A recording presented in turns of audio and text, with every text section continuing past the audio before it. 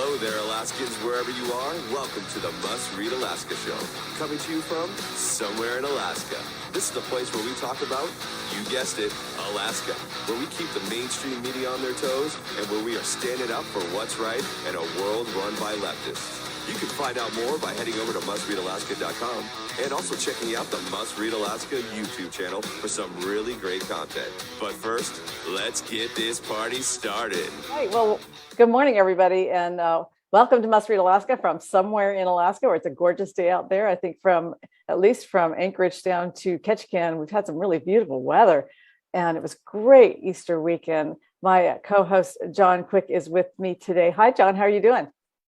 Doing awesome down here on the Kenai Peninsula. We have the snow is melting, luckily, kind of. I got probably 2.5 feet of snow still at my house. I went out yesterday to get the last ice chunk off of our kids' trampoline, and about tore my hip flexor, which I don't even know what that is, but I think I figured out what it was because my feet sink in 3 feet because the snow's about that time of the year, and man, You just post hold on too. Yes, and I can't wait till it all melts. So it's hopefully in the next couple of weeks.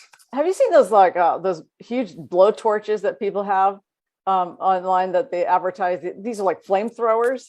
Yeah. This is what you need for your lawn. You need a flamethrower.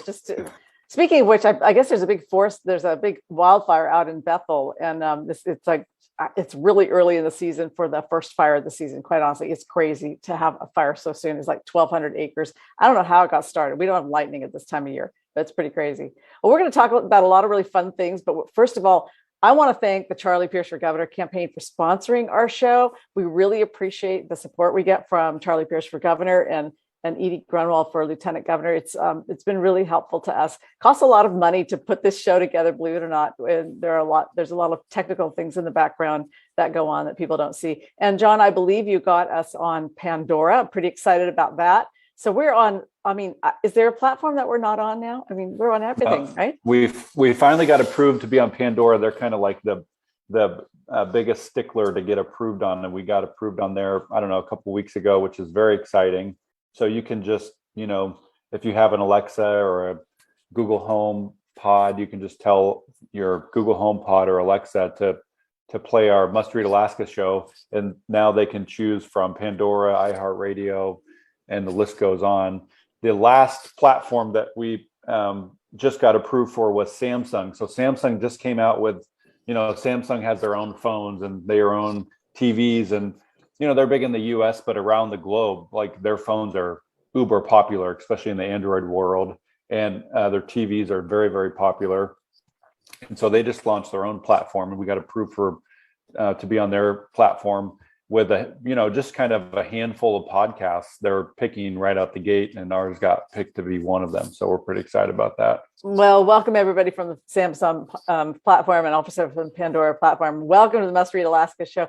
We have a little bit of an update from the Anchorage elections. Of course, that was held earlier this month.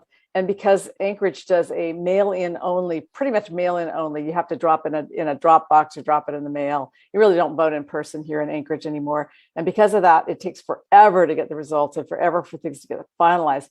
I got the voter count from this morning.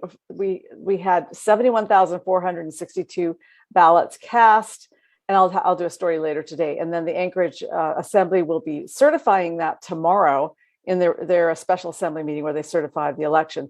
And in Anchorage, of course, as conservatives know, they won one seat back from the Marxist 9. And then the rest of the seats look like they kind of remained in place there. There will be a Marxist 8 for a while, and then they're going to add another seat for downtown Anchorage so that they can lock in that liberal vote for Anchorage, which is just simply going to drive all the conservatives out into the valley and into the other areas of maybe Kenai. I hear property in Kenai is still affordable, but boy, I tell you, property in Wasilla is going up in price because everybody wants to move out of Anchorage. It's crazy. It's crazy. But the topic of the day is, does a Donald Trump endorsement even help or hurt at this point in Alaska? No, I kind of wish we had a Donald Trump endorsement for our show. I think that would actually help. He should go on Cameo. We could get him on Cameo. We could get an endorsement. Yeah, for that matter, I'll do a cameo for him if he likes. Yeah, it's like I That's wasn't a funny. Donald Trump fan before, but now I think he's pretty cool. Yeah, so everybody's been following this congressional race that has developed, and John, it's been so interesting because just until a couple of weeks ago, it was the Senate race that was the marquee race in the country, the Murkowski race, because that is well known to be Donald Trump's. He hates Lisa Murkowski, and Lisa Murkowski hates him. It is a relationship that was sour from the beginning. She just, he made her skin crawl. She never liked him, and she didn't like his picks for Supreme Court, and she was always really making trouble for the president. So he would like to take out Lisa Murkowski with Kelly Tshibaka, who he endorsed. And that was the marquee race in the country. But then when Don Young died and everybody jumped in the race for Congress, it just became the marquee race. And I've got to tell you, all the national media is focused because Sarah Palin, she kind of sucks the oxygen out of every room. She is the it girl always. And so the media, they don't have Donald Trump to write about anymore or talk about. Well, they've got Sarah Palin, and that drives a lot of interest for them. And it's all about clicks and so forth. So you had the Washington Post, they assigned Libby Casey to the story, and Libby Casey has longtime Alaska roots in public media, public broadcasting. She wrote a story about Sarah Palin's running for Congress, but many Alaskans are skeptical of her. And they just, she talked to several conservatives around Alaska, influencers, and people just are not warming up to the Sarah Palin campaign here. Then Politico sent a reporter up to follow Nick Begich, who's running for Congress. And he, of course, as you know, announced back in October. He was like one of the only ones who had the guts to announce before Don died. While Sarah Palin jumped in after Don died because, well, she didn't have the guts to take him on when he was alive. Okay, I got it. And so this reporter, David Siders from Politico, he came up and he wrote his story about Sarah Palin doesn't seem to have the love that she in Alaska that people around the country have for her. She's sort of a Tea Party favorite around the country, but in Alaska, not so much. And then the New York Times did a story. Sarah Palin knows how to get attention. Can she actually win? And the New York Times actually sent a reporter to track Nick Begich's campaign through Southeast Alaska this last weekend, because he was in Juneau and he was in Haines and he was in Ketchikan. And the New York Times reporter was following him and doing a story kind of on him because he's sort of the other lead player in all of this because he's been at it for a while. He's been at it since October, so he's got a little bit more clout. And then this morning, The Hill wrote a story saying, Trump's clout is really on the line in these Senate GOP primaries. And I think Alexander Bolton wrote a really interesting story. And I'm going to write a story today in Must Read Alaska about whether or not the Donald Trump endorsement actually helps candidates or hurts them in Alaska, because now you have Donald Trump endorsing Mike Dunleavy, Kelly Tshibaka, and Sarah Palin. So how does that help or hurt each one of those candidates? And I'd like your thoughts on it, John. Well, I think I have a couple thoughts about Sarah Palin. I think that, she is a rock star, whether we like it or not. She has been very successful with her own brand. There's very few folks in Alaska that have been able to snag multiple New York Times bestsellers, their own reality TV shows, right and left, headline Tea Party speaking engagements. And, she's done that real well. But I think some of the downsides of that are, I think there's a verse in the Bible that says you can't be a prophet in your own town. And it's tough. I think, it's like when the country singer from your small town comes back to, have dinner in the local restaurant and gets crap thrown at him because he still owes somebody for $5 and never finished plowing, somebody's driveway when he was 11 years old or something like that. I think it's really hard for folks, especially in Alaska, because we're a small town here, to have somebody like that come back off the famous wagon and feel like, Alaska, I think a lot of folks in Alaska, including myself, feel like, where have you been the last 15 years when we needed your help? You've been doing celebrity things, which I think is awesome. You've been successful, but it's a little it's just disingenuous sometimes because, a small little example is, I can, with the Must Read Alaska show, we can pretty much reach out to any candidate in Alaska and they'll be on our show, or they'll say, we're too busy, sorry, but they'll at least get back to us real quick. Sarah Palin's crickets, I've invited her on the show a couple times over the last couple months, just because I think it'd be good for folks to hear from her.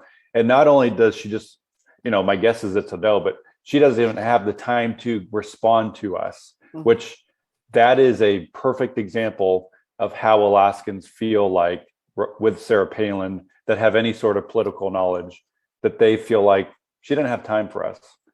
She has time to run for Congress and do all these other things, but, she doesn't even have time to respond to the top conservative news channel in Alaska, a yes or a no. And so that is a very small example, but a very prime example of, I think, how a lot of Alaskans are feeling. It doesn't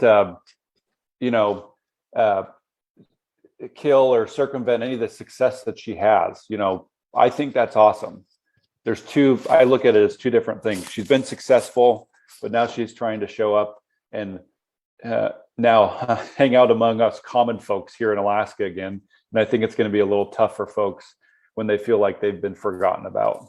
Yeah, I think I've got a couple comments about that. One is that I looked at her Facebook page and she's having somebody produce some pretty high professional meme content for her with articles on her sarahpalin.com site, but it's all national stuff. She's completely focused on red meat Republican issues at the national level. And then I dug down a little deeper, and all of her comments under her stories on Facebook are all from people outside the state. These are all, I went through their, sort of trolled through the accounts and said, who are these people? Well, they're all from outside the state. So she doesn't really have a lot of reach inside the state. And she doesn't appear to be reaching out to Alaskans because she's not talking to Alaska about Alaskan issues. She's talking to the national audience. And that may be part of her fundraising strategy. And so it's very possible that that Donald Trump has endorsed somebody who, she's got a lower approval rating in Alaska than Joe Biden, if you can believe it. So this gets back to my original premise, which is, does a Donald Trump endorsement help or hurt? And in this case, I think his endorsement of Sarah Palin is actually a little bit difficult. I mean, it might have been more helpful if he had endorsed somebody else than her, but because her approval rating is so low, it puts Alaskan Republicans and conservatives in a little bit of a conflicting place, because Donald Trump is a divisive figure. You either love him or you hate him. If he was in a ranked choice environment, you'd either vote for him as your number one, or you wouldn't vote for him at all, because you wouldn't vote for Donald Trump for number two. You just wouldn't. And Sarah Palin's a little bit like that too. She'll either be your number one candidate, or you throw open your mouth a little bit. You can't vote for her. And so I think both of them are lightning rod figures. They don't appeal to the middle as much. But, well, we did that poll, and we discovered that 31% of voters would vote for her. And that's not enough actually to win. 31% is not enough to get there. So we'll see what happens in the ranked choice environment. But with Trump coming in and supporting all three of our statewide races, if he comes up this summer to do a rally, I think it really puts Mike Dunleavy in a difficult position, because they get on the stage and at a rally. And I mean, Sarah Palin, she is absolutely charismatic. Oh, yeah. And, Dunleavy's a little bit of he's a mule rancher. He's not charismatic the way she is.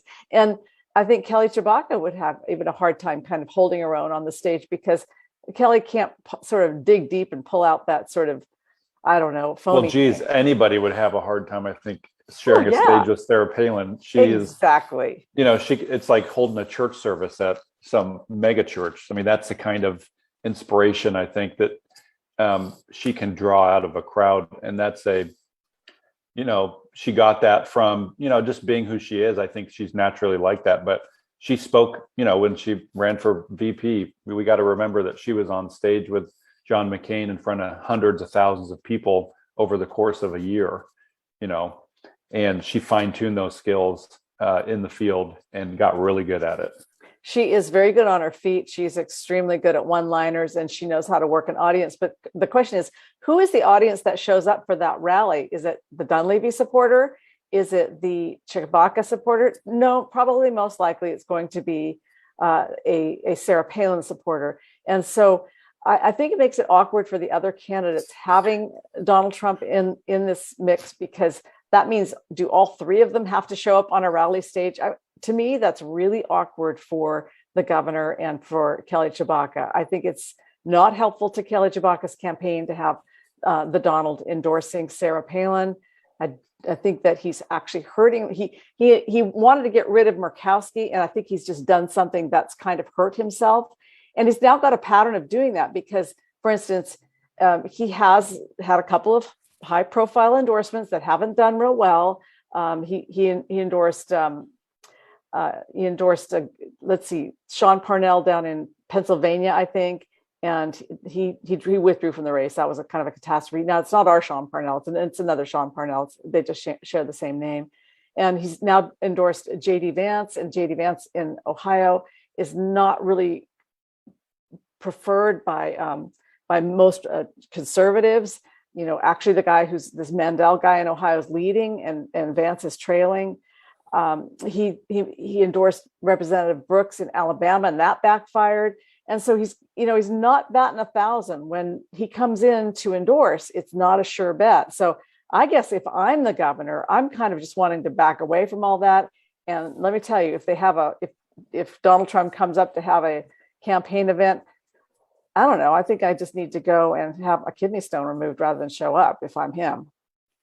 Yeah, I think that the normal folks of Alaska are going to be excited about anybody that Donald Trump endorses. I think that, that's where you and I maybe see this a little differently, which is totally fine.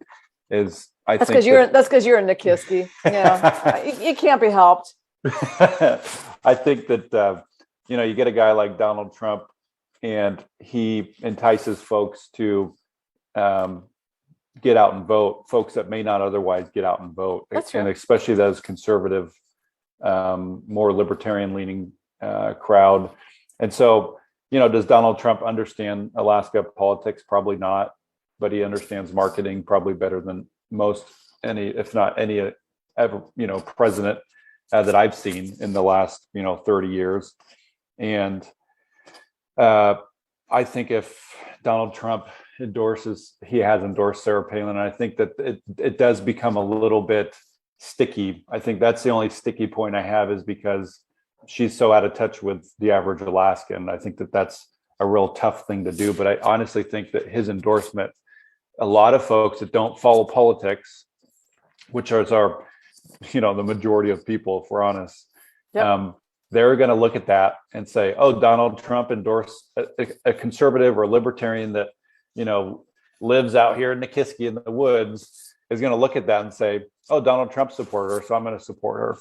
And I'm not saying that that's a good or bad thing. I just think that that's kind of the reality of the situation, is the folks that don't pay attention too much. Just like when, Obama endorses some left candidate, it's almost like an automatic stamp of approval for those folks that aren't really involved, and all they know is that Obama endorsed them. Right. Right. If Donald Trump does come up here, I think it's going to be an event that everybody's going to be talking about for the last, next 50 years. It will be a big event, but he could land with a bang, or he could land with a thud, but we'll see. I kind of am looking right now as at the primary, which let me remind our listeners that the ballot for the special election goes out in 9 days. Oh gosh. It is right here. And the only person who has really been making a lot of traction here is Nick Begich. Now, I have heard here in the Anchorage media market, Jeff Lowenfeld ads on the radio. And so he's spending some money on radio. And I imagine that's between a $25,000 and a $50,000 buy. And that's probably his own money, because I think he's well off. And he's running as an independent. So he has no ability to raise money from any kind of party infrastructure. He's just a lone wolf out there. but he's got some radio ads. I haven't heard anything about Sweeney, Tara Sweeney. She has a lot of money behind her, but they haven't mobilized it. She doesn't even have a Facebook page yet for her campaign, which is absolutely mystifying to me, since, like I said, 9 days from now, the ballots go out and people are curious about who these people are that they kind of hear about now and then. Josh Redak, not really catching much of a pulse. He too is sort of blogging on Facebook about national issues, nothing about Alaska. Al Gross is making some traction. He's got his plan well in place, and he's showing his real Alaska focus on his Facebook brand as well. Nick Begich running through lots of communities, running really hard, and was down in Ketchikan, had a big bunch of support down there. And over the weekend, I guess Doug Ward, who's quite well known in Ketchikan, did an endorsement for him on Facebook. I saw that. And that's just adding to his list of very influential people around the state who are endorsing Nick Begich for Congress.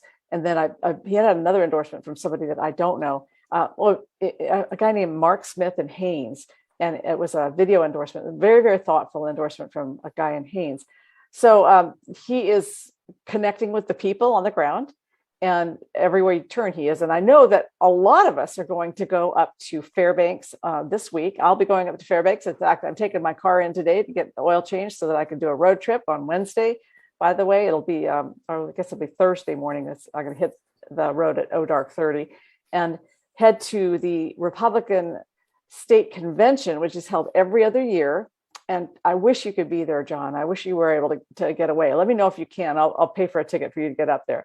And but it'll be about 320 Republican activists who will be there. Ronna McDaniels will be there. She's the head of the RNC. She'll be on our show later this week, by the way. That's pretty fun.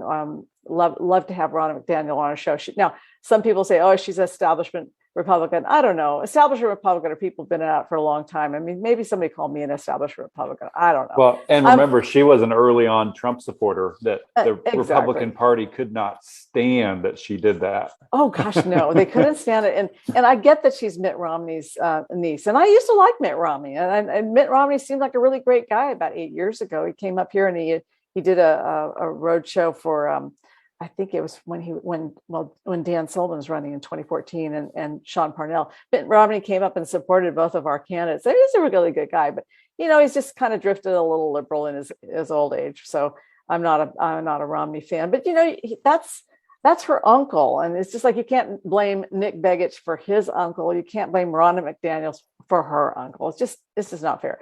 And then there'll be other speakers up there. So we have a speaker from Florida, Brian Mast. He's a representative from the 18th district in Florida, Purple Heart survivor of a catastrophic IED that he encountered in Afghanistan, I think.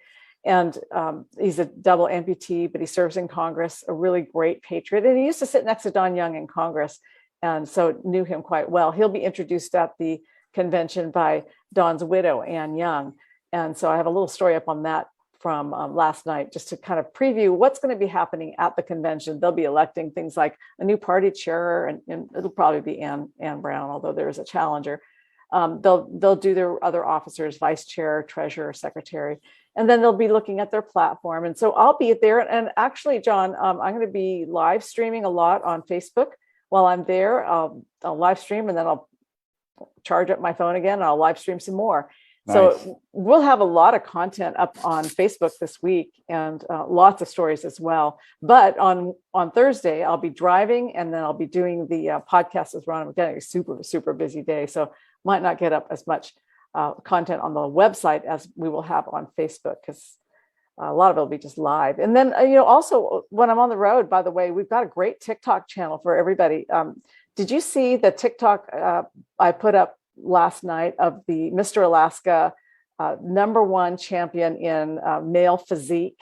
His name is Jabal Leaf. He's from Soldotna, Alaska. He works out at the Iron Asylum gym, and he's 21 years old. He's never competed before in any bodybuilding competition, and he won first place. And I went to it last night, and it was so impressive that I actually took some video and I put it up on TikTok. Everybody go check out our TikTok channel. That's awesome. Yeah, it's this week is going to be very exciting. I want to encourage folks to kind of be in tune with our Facebook channel, because Suzanne's going to be live streaming a bunch, and it's going to be a treat for Alaska if we can figure out a way to get our special guest on this week. The chair of the whole Republican Party. It's going to be pretty cool to be able to have her on possibly Thursday. So fingers crossed on that. And, I just want to encourage folks to get to know the process of ranked choice voting. I know that it's a cumbersome, almost gives you a headache or a seizure to even think about it. Totally. But you got to wrap your minds around this, especially the super voters here in Alaska who are voting every single time, no matter what. Because if you do it wrong, your ballot could be null and void, and we'd hate for that to happen, no matter who you're voting for. It's a freedom that we graciously embrace here in Alaska, to be able to vote for the candidates that we want, and we want to make sure we're doing it correctly. So study up on that. I know there's some resources out there to figure it out, but do some homework on your own. Suzanne's written some articles on it. We've published some by Tuckerman on it. But get educated, because it is a bit of a mess if you don't know what you're doing going into it.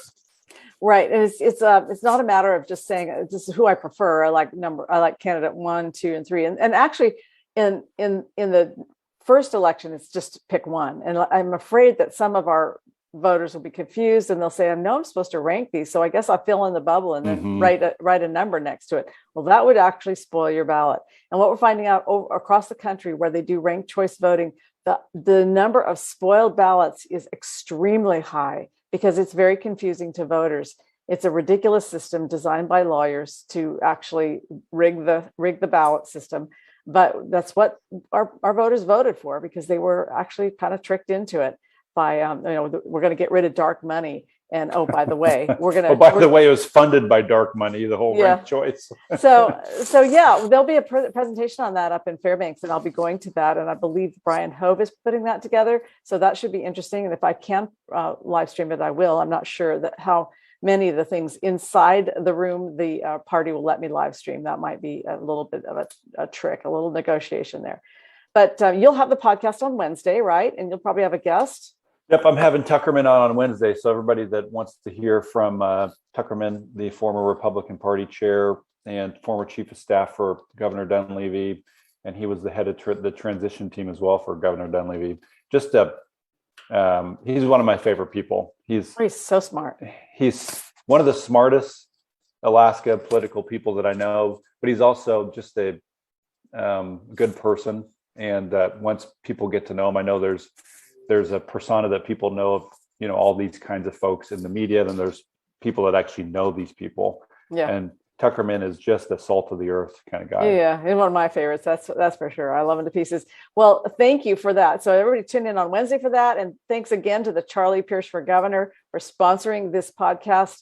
We really appreciate you, Charlie Pierce, for chipping in. And if you'd like to help us support the Must Read Alaska, conservative news in Alaska, really, the mainstream media is running circles around the news, and it's hard for us to keep up. We really appreciate the support.